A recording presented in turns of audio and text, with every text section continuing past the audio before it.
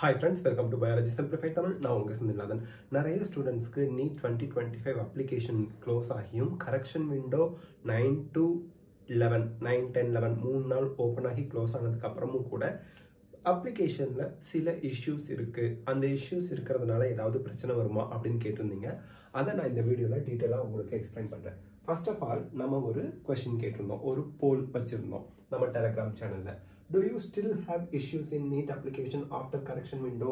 Correction window close ஆனதுக்கு அப்புறமும் உங்களோட அப்ளிகேஷனில் ஏதாவது இஷ்யூ இருக்குது அப்படின்னு நீங்கள் நினைக்கிறீங்களா? ப்ராப்ளம் இருக்குது, மிஸ்டேக் இருக்குன்னு நீங்கள் நினைக்கிறீங்களா அப்படிங்கிறதுக்கு 20% of the students yes, no. 9% of the students can't say ன்னு சொல்லியிருக்காங்க.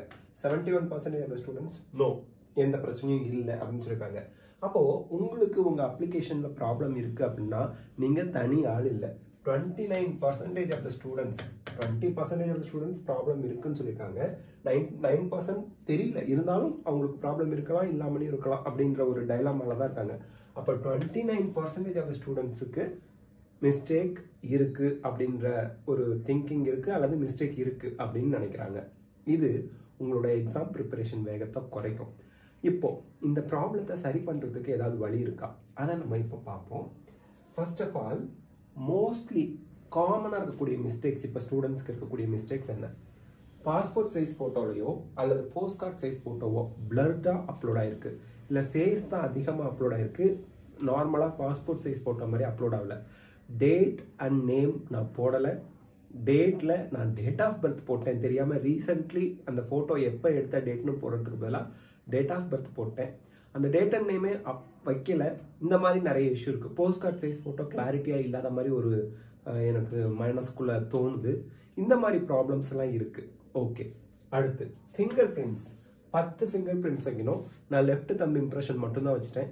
10 ஃபிங்கர் பிரிண்ட் வைக்கணும். அப்லோட் பண்ணும்போது 9 ஃபிங்கர்ஸ் தான் அப்லோட் ஆகிருக்குது. 10 ஃபிங்கர் பிரிண்ட் அப்லோட் பண்ணணும். அது ஹாரிசான்டலாக வெர்டிகலாக அப்படிங்கிற கன்ஃபியூஷன் இருக்குது. இந்த ப்ராப்ளம்ஸ் இங்கே இருக்குது.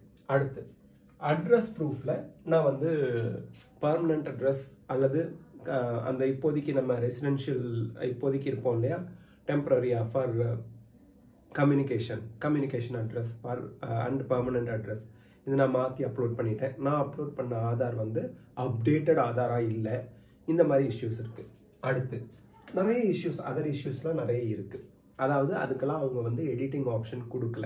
இப்போ எக்ஸாம்பிளுக்கு நேம், அவங்க நேமையே எடிட் பண்ண முடியாது. அந்த நேமில் வந்து பார்த்தீங்கன்னா இனிஷியல் முன்னாடி இருக்கணும், ஆனால் பின்னாடி இருக்குது. இது இஷ்யூவே கிடையாது. ஆக்சுவலி இனிஷியல் முன்னாடி இருந்தாலும் பின்னாடி இருந்தாலும், இனிஷியல் வந்து வி அப்படிங்கிறது முன்னாடி இருக்கலாம் பின்னாடி இருக்கலாம், வி தான், அது அப்பா பேர் தான். அப்படிங்கிறதுனால உங்களுக்கு எந்த பிரச்சனையும் வரப்போகிறது இல்லை. ஓகே, நேமில் இனிஷியல் இருக்கணும், என்னோட 10th மார்க் ஷீட்டில் இருந்திருக்கு. ஆனால் நான் அப்ளிகேஷன் போடும்போது அந்த இனிஷியல் இல்லாமல் போயிடுச்சு. 10th மார்க் ஷீட்டில் இருக்க மாதிரி இப்போ என் நேம் வந்து ஆதார் அப்ளிகேஷன், அதாவது NEET 2025 அப்ளிகேஷனில் இல்லை.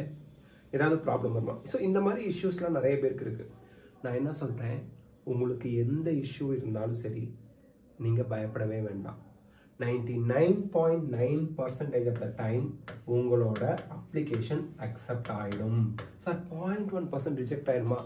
ரிஜெக்ட் ஆகாது. ஒருவேளை உங்கள் ஃபோட்டோ கிளாரிட்டி இல்லை, உங்கள் சிக்னேச்சர் இன்னும் கரெக்டாக அப்லோட் பண்ணணும், அல்லது வேறு ஏதாவது இஷ்யூ இருக்குன்னா உங்களுக்கு ஸ்டில் அவங்க மெயில் அனுப்பி, NTA மெயில் அனுப்பி நீங்கள் உங்கள் ஃபோட்டோவை அப்டேட் பண்ணுங்கள், நீங்கள் உங்கள் சிக்னேச்சரை அப்டேட் பண்ணுங்கன்னு ஸ்டில் அவங்க காண்டாக்ட் பண்ணி உங்ககிட்ட கேட்கலாம். ஏன்னா இதுக்கு முன்னாடி ஓப்பன் பண்ண கரெக்ஷன் விண்டோங்கிறது காமன் கரெக்ஷன் விண்டோ.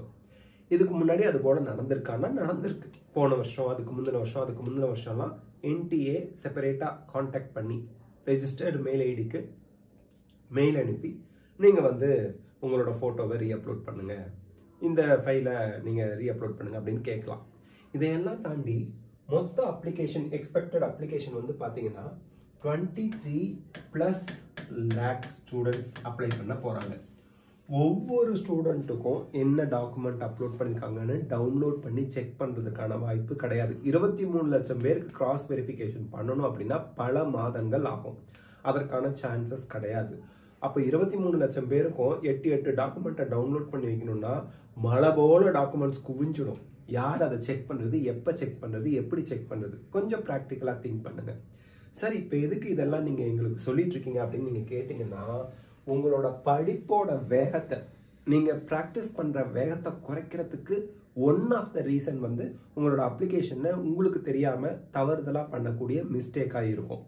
இது உங்களோட ஸ்கோரிங் மார்க்கை குறைக்கிறதுக்கு மிகப்பெரிய காரணமாக இருக்கலாம். அதனால தான் நான் இப்போ ஸ்ட்ரெஸ் பண்ணி உங்களுக்கு சொல்கிறேன், ஏதாவது ப்ராப்ளம் உங்கள் அப்ளிகேஷன் இருந்தாலும் நீங்கள் நீட் எக்ஸாம் எழுதுவீங்க, உங்களுக்கு அட்மிட் கார்டு ரிலீஸ் பண்ணுவாங்க, நீட் எக்ஸாம் எழுதி உங்களுக்கு ஸ்கோர் கார்டு ரிலீஸ் ஆகும். அந்த ஸ்கோர் கார்டை வச்சு அட்மிட் கார்டை வச்சு நீங்கள் எம்பிபிஎஸ் அட்மிஷனுக்கு போவீங்க, கவுன்சிலிங்கில் பார்ட்டிசிபேட் பண்ணுவீங்க, அட்மிஷனுக்கு உங்களுக்கு சீட் அலாட் ஆகி வரும். சீட் அலாட் ஆன காலேஜுக்கு போவீங்க. Paste on your documents in your hand, உங்கள் கையில் இருக்கக்கூடிய ஒரிஜினல் டாக்குமெண்ட்ஸை பேஸ் பண்ணி உங்களுக்கு சீட் அலாட்டும் ஆகிடும். அதனால் நீங்கள் ஒன்றும் வரி பண்ணாதீங்க. Concentrate only on your studies.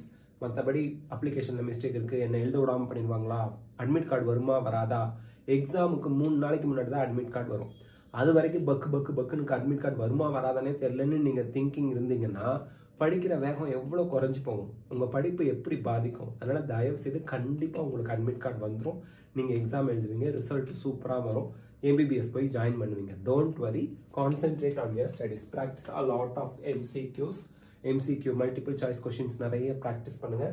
This is the time you have to practice a lot of MCQs to score good marks in NEET. Okay right. Mock test அப்படிங்கிறது grand test or mock test அப்படிங்கிறது அப்படியே 180 question நீட்டுக்கு வருதுன்னா அதே 180 question 3 மணி நேரம் time வச்சு அதே time 2 to 5 PM நீங்கள் எழுதுறீங்க, அதுதான் mock test. Minimum 10 to maximum 30 mock test எழுதுங்க.